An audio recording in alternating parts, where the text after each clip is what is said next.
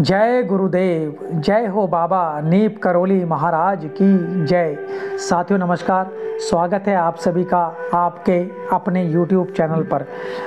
आज हम बात करेंगे एक बाबा जी के चमत्कारिक प्रसंग की, जिस प्रसंग में एक व्यक्ति होता है, उसका बच्चा काफ़ी समय से घर से निकला हुआ होता है और कैसे मिलता है उसके बारे में बात करेंगे। बात है 1955 में, जब महाराज जी दिल्ली में जो बिड़ला मंदिर है वहाँ पर ठहरे हुए थे।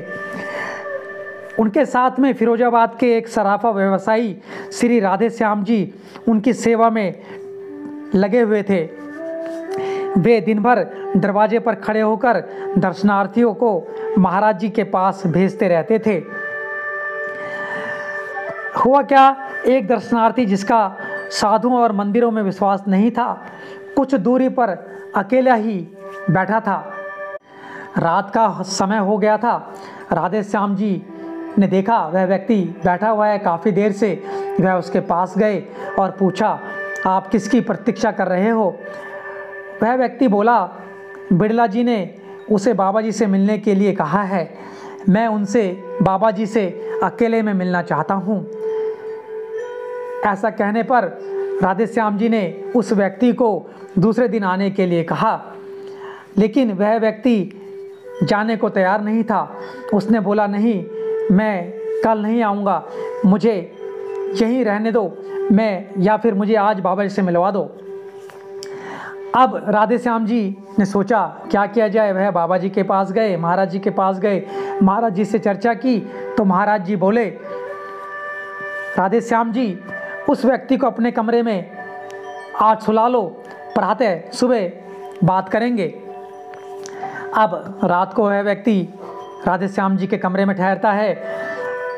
दूसरे दिन प्रातःकाल ही बाबा जी ने उस व्यक्ति को दर्शन दिया और पूछा, बताइए क्या काम है? वह व्यक्ति बोला, मैं, मेरी पत्नी और एक लड़का, हमारा परिवार इन तीनों ही प्राणियों का है। मेरा लड़का 1947 से ही गायब है। महाराज जी, मैं जानना चाहता हूँ कि वह जीवित भी है या नहीं, मुझे उससे मिलने की आशा करनी चाहिए या नहीं।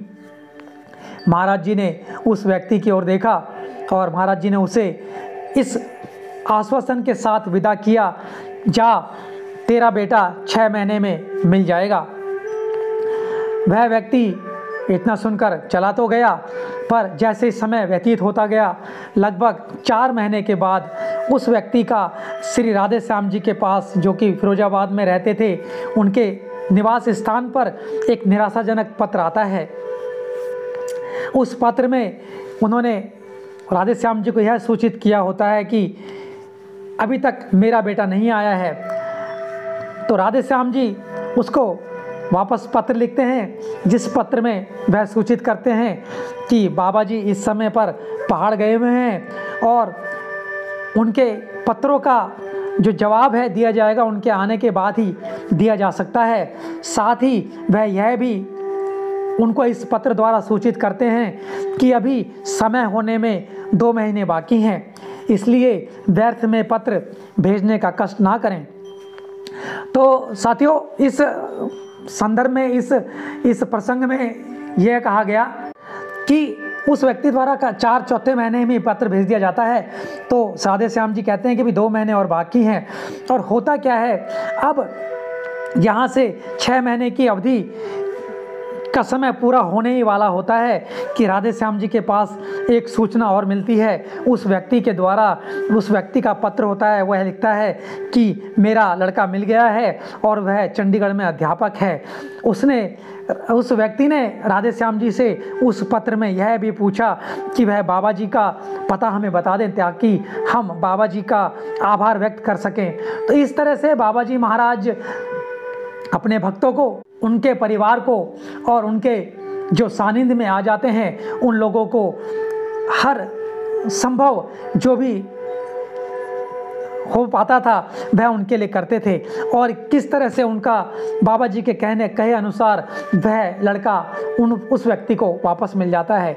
तो ये आज का प्रसंग आपको अत्यंत पसंद आया होगा। इसी आशा के साथ जय गुरुदेव, जय हो बाबा नीप करौली महाराज, जय उत्तराखंड। हम आपका आभार व्यक्त करते हैं, आपने पूरा प्रसंग सुना, उसके लिए आपका बहुत बहुत धन्यवाद धन्यवाद धन्यवाद धन्यवाद।